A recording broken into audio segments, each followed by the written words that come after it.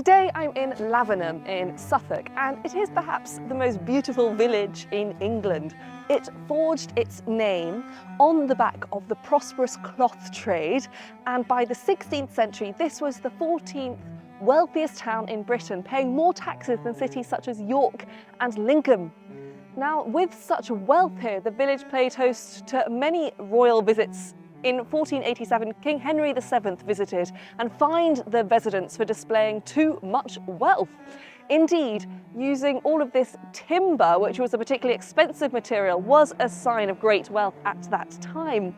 But all of this was not to last. So much of medieval Lavenham only survives because of the dramatic decline of the village's fortunes.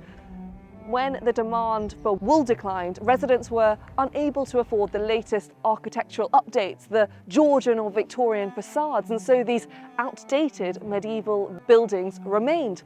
But the village has a few famous connections. It was at the old grammar school that the famous painter John Constable was a pupil. In the 18th century, one of the residents, Jane Taylor, who was a woman who was taught astronomy and would stare up at the night sky from the window of her house, she wrote a poem which eventually became Twinkle Twinkle Little Star.